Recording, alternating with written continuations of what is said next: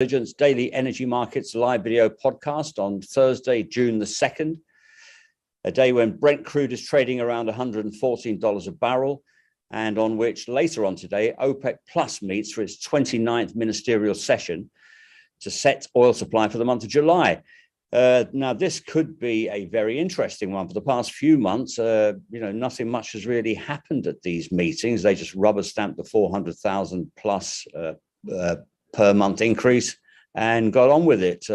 It has set the records for some of the shortest ever OPEC Plus meetings. But I wonder if this one would be more lively. We have seen reports early this week that OPEC Plus might be considering suspending Russia from its quota system, and reports today that some producers might be willing to increase output at last, as President Biden and many others in the West have repeatedly requested. So ahead of the OPEC Plus meeting today, I just want to get a quick sense in this room by going around each of our panelists today. Give me a quick 2-minute response to what you expect to happen this afternoon. We will drill deeper into it later in the show, but now just a quick opening salvo. Maliha Bengali, founder of MB Commodity Corner from London.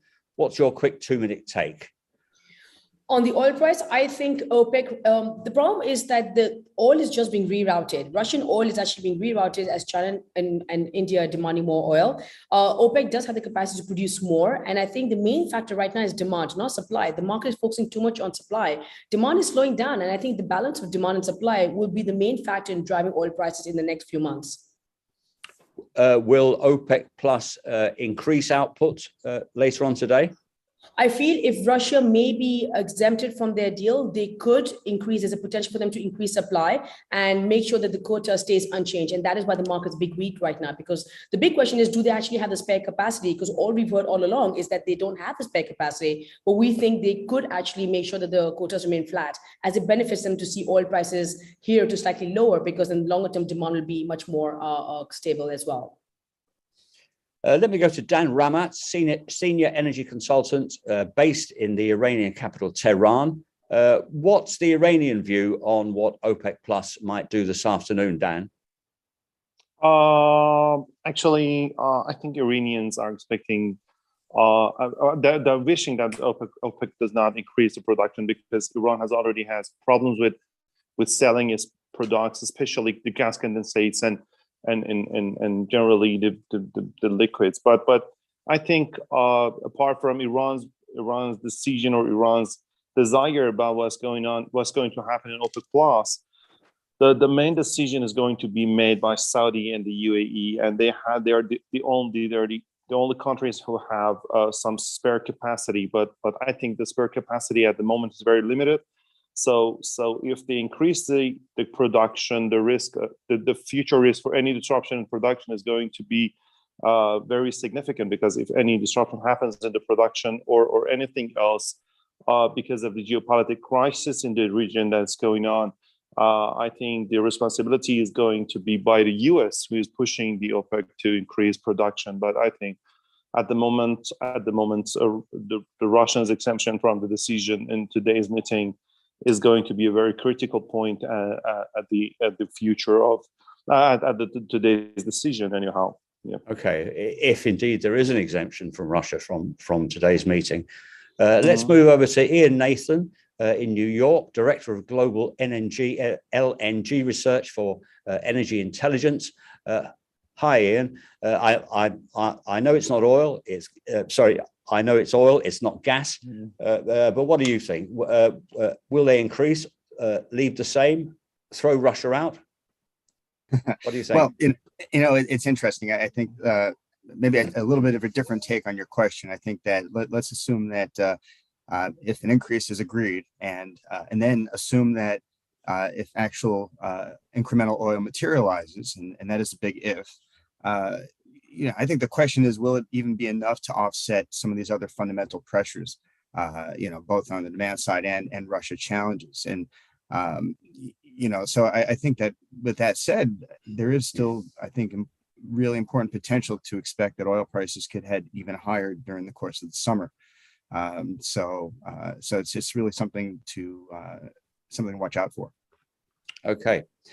Let's drill down a bit deeper into some of that. Maliha, tell me your view on the significance of the various moves that we've seen this week, especially in Europe. I'm thinking in particular of the potential ban on oil supplies, but also the move to cut maritime insurance on Russian tanker traffic. What effect will this have? Certainly, those measures are going to be very bullish for the oil market but the problem with the European sanctions is that they won't take into effect till the end of the year. So we know that Europe is trying really hard to curb Russian oil, either via insurance or just banning, shipment of oil. But that oil, as I mentioned, is being rerouted. I mean, Russia is actually sending more oil to India and China, and Europe really has not banned oil today. So if this happens 6 to 9 months, that's a long time before we see actual crude being displaced from Europe. It is a bullish factor, but I think that's one of the less bullish factors. The main bullish factor right now is probably seasonal demand, gasoline demand, diesel inventory, distillate inventory. So those are bigger factors than the EU ban per se. Okay.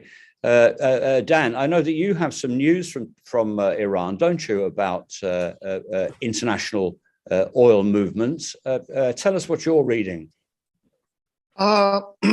Recently, I read a news today. I read a news that GCC has asked the US or other participating countries in P+1, 5+1 countries in JCPOA negotiations to have presence in every single meeting regarding JCPOA with Iran, and that is just coming after their meeting with Sergei Lavrov in the Gulf region. So I think the GCC is trying to somehow tie the issues regarding JCPOA revival to their decision in OPEC Plus, and Russia would absolutely try to work with GCC because GCC's decision in OPEC Plus is going to be very crucial for them in terms of continuing their presence or continuing their cooperation in the oil market. So I think at the moment, many geopolitical drivers are impacting oil markets, and of course, Iran's future in the OPEC is going to somehow be Iran, and also Russia's presence in OPEC is going to be somehow tied to these geopolitical crises going on. Of course, if there are further restrictions on Russian oil going to Europe and elsewhere, that means it has to go eastward, it seems to me. But that is also the market for Iranian oil, Dan, isn't it? What are you hearing there? Yes, indeed. Iran has already lost a very big part of its share of its market in China. As you know, most of Iran's clients in China are small refineries in Iran, and the bigger refineries, fearing the consequences brought by the sanctions, are not buying Iranian oil. So Iran sells its oil to very small refineries in China, and that the amount was as high as 1.1 million barrels per day in March. But right now, we hear very reliable intelligence data from Kepler or other intelligence companies saying that Iranian export has decreased significantly. In April, Iran did not sell even a single barrel of condensate to China, and you know that Iran's condensate problem is very serious because they cannot use that domestically. And if Iran wants to stop production of condensate, it means that Iran has to stop production of natural gas, which is very critical for Iran's domestic energy supply. So China is now replacing Iranian oil with Russian. Is that what you're saying? Absolutely, yes. Well, absolutely. That's a major development, and I guess that has all sorts of relevance for the ongoing JCPOA talks too, doesn't it? It makes Iran's hand much weaker. Mm-hmm. Yes, of course it does. Iran has started exporting more oil and condensates to Venezuela for very cheap prices, and that's going to bring more difficulties for Iran, because if Iran exports condensates to Venezuela would use that for exporting for producing more oil and exporting them to China, the same destination that Iran has recently faced problems for selling its own oil. So I think things are going to be more tough for Iran in coming months, but I'm not sure whether the at least in the short time this would impact the Iran's decision on coming back to the JCPOA. So I think in the short time there is very, very low chance for the revival of the JCPOA deal. Ian, what's the US view? Is there any hope at all that a deal on the JCPOA in Iran can be achieved there in the States? Well, I think it seems that, from the U.S. point of view, certainly a deal that, that releases more Iranian oil into the market to help tamp down price pressures, I think is probably something that's favorable. And that is important to figure into, the variety of potential downside risks for the oil market. Maliha, we heard from Dan there about this. It seems to be a kind of rapprochement between US, GCC, and Iran, which at least makes you think that people are talking, and there could be some benefit from it in the longer term, perhaps. But what difference would this make to oil markets? It seems to me as though the shots are being called now in Saudi Arabia and in Abu Dhabi. Is there any relevance to a JCPOA deal anymore with regard to oil? I think there's a risk that if that deal is passed, and there's still a bit of uncertainty if it does get passed, we can see more oil in the second half of this year. I think the key factor is the US government is in very serious stress to get more oil into the market. Biden's going and talking to Saudi Arabia, OPEC, and other members right now. They need to do whatever they can to get oil prices lower by the midterm elections. So on back of that, both sides are facing quite a lot of stress to negotiate and come to the table. If that does happen, it does come to pass, as we just heard that Iran is in a slightly weaker position in terms of their oil exports. We feel, yes, that could add about 500,000 to 1 million barrels per day of more oil in the market. But then again, the oil has been sort of being rerouted in the black market. So net, yes, it would be a small addition, which is bearish to the oil market, but it's still not decided whether or not this deal will go through. But it is a negative factor for sure. That leads in very nicely to Ian, because we are hearing about Joe Biden's almost desperation to get more oil onto the market. Tell us about the economic backdrop there, Ian. We saw some quite incredible comments from from Jamie Dimon of JP Morgan, who was quoted yesterday as saying, "Brace yourself for an economic hurricane." Also, some further wobbles in the U.S. financial markets. S&P, significantly down again yesterday. Tell me what all that means for energy markets there, and also tell me about the price of gas. Where is it? Well, and this is really interesting because we're really on sort of the edge of something potentially important, and I think. Gasoline prices getting a lot of the headlines on the news. I mean, every channel you turn to, this is at the top of the hour.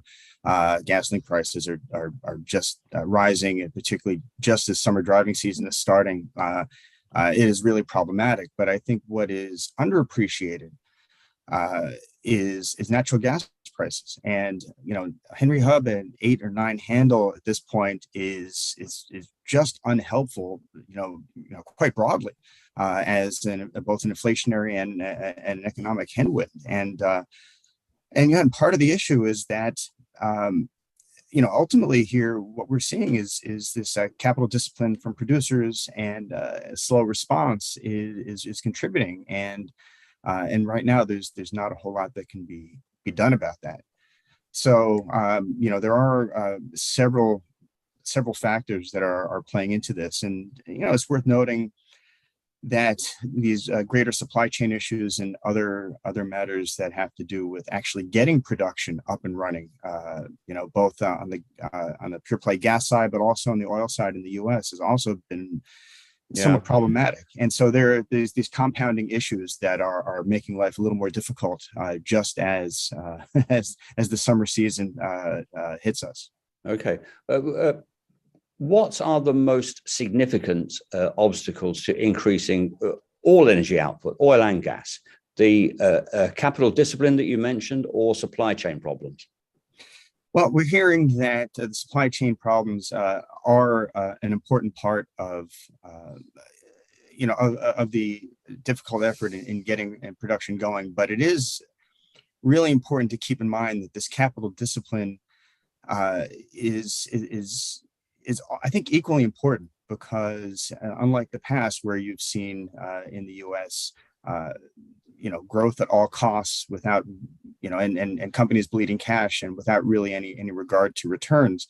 That's changed now, and I think companies are really unwilling to be caught out by ramping up spending more than they have to manage inflationary pressures, and then to get caught out by a declining market and investor pressures. They're really increasingly requiring return of that capital to shareholders is key, and I think shareholders are actually quite happy these days, with the amount of capital that's flowing back to them. So it is important, I think, ultimately to keep both of those items in mind with equal measure at this time. Okay, Maliha, let me go to you for some comments on the demand side, because China, we've heard in the past couple of days, seems to be reopening significantly again. Shanghai, after 2 months of lockdown, Shanghai looks as though it is starting to come back to full life. Can China ride to the rescue of oil demand?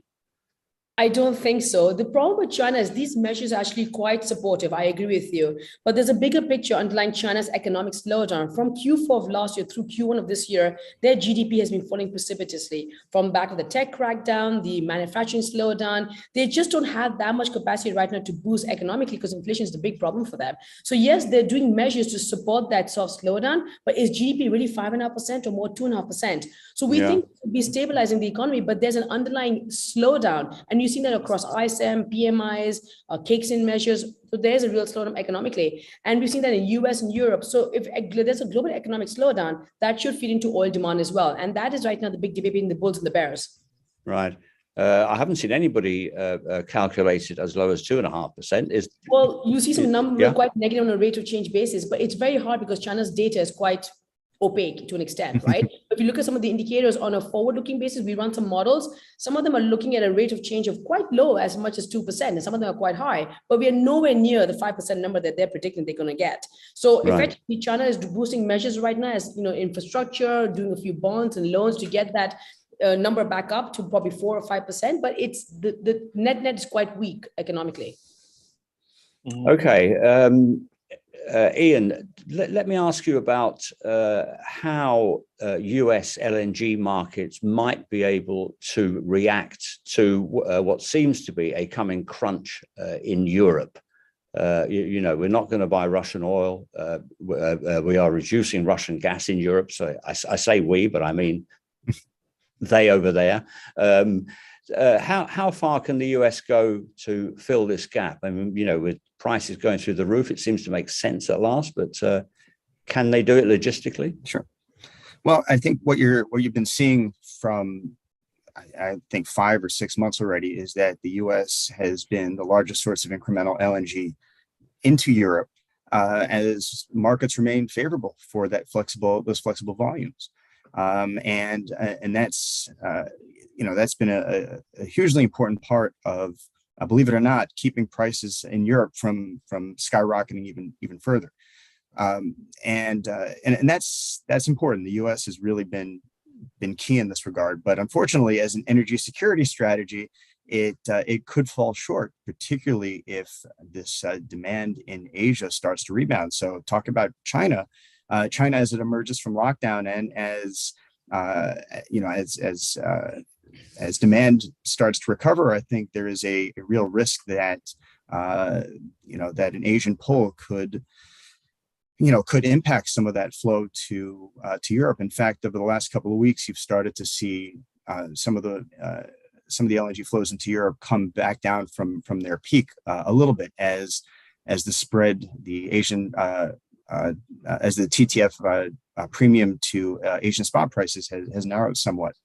But right now, this is all market driven, and even as a little bit of new U.S. capacity comes on this year, we're really we'll have some time before the next big tranche of capacity comes on 2024, 25, 26. To further help. And by that time, at this point, with Europe really rushing and scrambling to implement mitigation measures, there is going to be a question about the extent to which those volumes will really be needed as much as they are right now, as the quest to displace Russian gas gathers steam. Right. So mid-decade could look a lot different, particularly with other LNG coming on around the world. There's a lot of capacity expected around 25, 26. And that's part of the mixed messaging coming out of Europe, which is, we need a lot of alternative gas now. We need LNG, we need pipeline gas, we need all of this. But over the longer term, we're also looking to use less, and we're looking to accelerate our renewables rollout and take other measures. And that's somewhat vexing right now, I think, particularly for sellers who are looking to take advantage of the situation. I get it. Maliha, the UK government seemed to put great store in doing exclusive deals with Qatar recently, didn't it? The various talks going on. Is any kind of update there on Qatar helping out the UK and the rest of Europe over its gas crisis? I wouldn't say that I have any more insight or updates on back of that than they're talking right now. But yes, it is an interesting development, no doubt. We know how Qatar is placing LNG and obviously its impact on the rest of the world. But I would say that I do not have any more intel on that other than what you've said. Okay. But is it feasible that they can? It's possible. Absolutely. Okay, logistically. Okay, can we pull up the survey, please? Because I would like to spend some of the remaining time talking about this. So we have the OPEC Plus meeting coming up this afternoon. It's a simple yes or no. Can OPEC Plus remain a credible steward of global oil markets, with Russia still accounting for 25% of the group's official production quota? It's a yes or a no.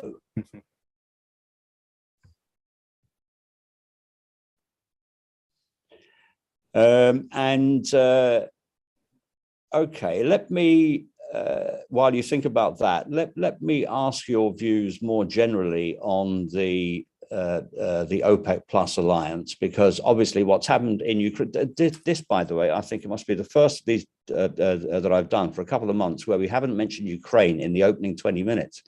Quite remarkable. But let me ask how we see the position of OPEC Plus and Russia's position within that, which has obviously changed significantly since the war began in late February. Russia seems to be a declining force in global oil markets. Maybe by the end of this year, there'll be 3 or 4 million barrels down. Is Russia still relevant? This, of course, talks to the survey question, but is Russia still relevant in global oil markets? Dan, let me get an Iranian view first, please.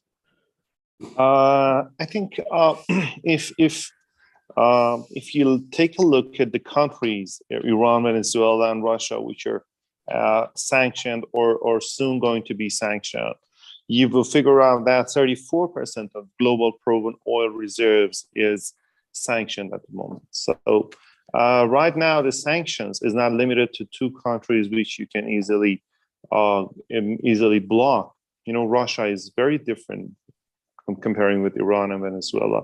And the difference is not because of the volume of their production or the volume of their reserves, it's because of their regional influence and regional allies. You see, India is 100% tied to the Russian military equipment and military security umbrella. Also, China has very significant strategic ties with Russians. So many other countries, like CIS countries, including the Central Asia ones, Kazakhstan especially, with 1.6 million barrels of production, and some others like Libya, Syria, others are very, very dependent on Russian security. support and Russian security ties. So I think Iran, Venezuela, and Russia at the moment are forming a sort of axis. This axis is going to try to go around the sanctions as much as possible, and there would be some connections and some intelligence sharing and some support within these countries. So I think the Russians' importance in OPEC Plus is going to decrease, but the presence of Russia is because the OPEC was weakened because of this much sanctions and this much supply in the cartel. So I think in the future, even if Russia is withdrawn from OPEC or OPEC Plus something, there would be a new type of market fundamentals regarding the sanctioned oil, or let's say what I call it tough oil compared with the easy oil. That's a very interesting thought. Alaska. Yeah. Sorry, Dan, you're breaking up a little bit there, but I think we got the gist of it. You know, that's a really interesting idea, that this new axis, Iran, Russia, Venezuela, can be a real force. Maliha, isn't that an interesting thought? What do you think? Absolutely. I think OPEC is playing a very delicate game. They will try to appease and keep Russia close to them as an alliance partner, but at the same time, they don't want to sort of annoy the US as well. And they will try everything they can to keep this group intact.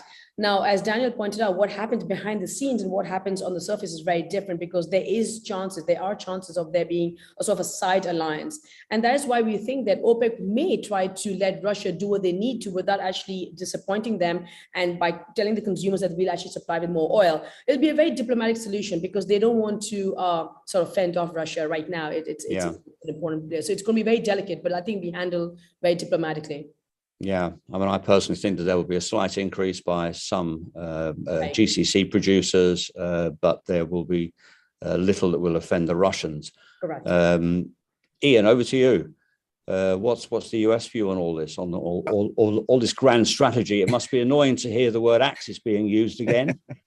Well, what I think is really interesting is how, and I agree with a lot of what was just said, but I'm really thinking about where the opportunity then opens up for other producers, with the Russian decline, and and how they will help fill the void. So if Russian oil production declines as much as, Frank, as you seem to indicate, that seems to be an awful lot of opportunity for others. But again, that is also going to be contingent in large part on the spending, and and with a lot of the cutbacks that go back to retrenchment in 2020, we're really far behind in terms of underinvestment, and a lot needs to be spent in order to really take advantage of that opportunity, I think. So I think that's certainly worth watching. Okay, Russian influence in OPEC Plus might be reducing, but I tell you, where I live in Dubai, Russian influence certainly is not reducing in any sense at all. We've seen reports all week about Russians descending on Dubai in their hordes with yachts, villas, golden visas, and everything else. And it is a notable difference here where I live in Dubai Marina, which seems to be a magnet for Russian visitors and emigres. But I'm wondering what this kind of thing means for the broader outlook for the GCC. Is this a real realignment, as we've heard about with Saudi Arabia in the past? Maliha, you know this part of the world well. Do you think that that the UAE and Saudi Arabia, for that matter, are really realigning? Well, I think the view they had is a lot more economical. Dubai, as we know, the base of Dubai has been a very sort of trading, financial safe haven, and I think they're trying to use this opportunity to join capital to give for them, and that's their growth. They're trying to do this without taking a political view on Russia or China or US. For them, it's all about economic prosperity. Dubai is the hub in the Middle East going forward, financial safe haven as London was back in the 80s. So I think from that perspective, Dubai has opened its doors to most any credible citizen and resident and business, because they are very open and forward looking.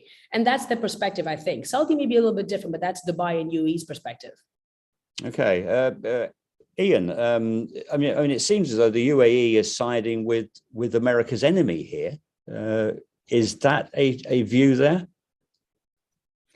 Well, I don't know. I think it's a little bit too early to tell.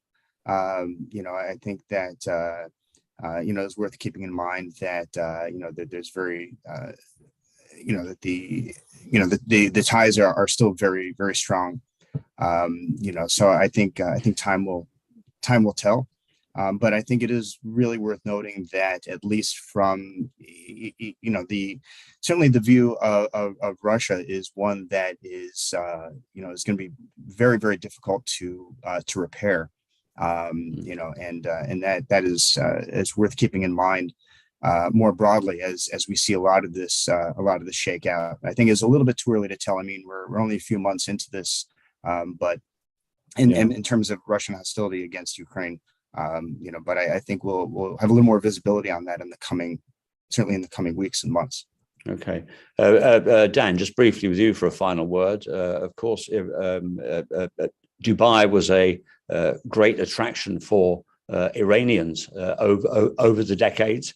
Will that kind of influence be reduced now because of the embargoes, the JCPOA failure? Yes, of course. Dubai, as you said, was the epicenter of Iranians' outside economic activities and trade activities, and they were dealing more than anywhere else with Dubai. Actually, the sanctions, of course, has reduced the trade and the volume of the trade between Iran and the UAE, and the most of the trade is right now being done in China itself. But many economic activities are still being done between Iranian companies and the UAE as a bridge between Iran and the other countries that are not really interested or feared to do direct trade with Iran. Iran once tried to replace Oman with Dubai, but eventually the infrastructure in Oman was not enough for managing such huge trade between Iran and the outside world. So there are three places that Iran manages to do foreign trade with. One is China directly. The other one is the UAE and Turkey. And but the risk of working with Turkey because of some recent geopolitical tensions between the two countries has increased. So Iran is more focused again on the UAE. Okay. I think Dubai is going to be a winner out of this, whatever way around. Can we pull up the survey result, please? Right. Well, that's a firm vote in favor of Russia remaining a credible steward of global oil. I find that rather surprising, I must say. So let's wrap this up. Thank you all very much. Ian in New York, Maliha in London, Dan in Tehran. It's been very interesting, and it will be a fascinating day. Let's see what happens later on. Thank you all very much. Goodbye. Thank you. Thanks, everyone.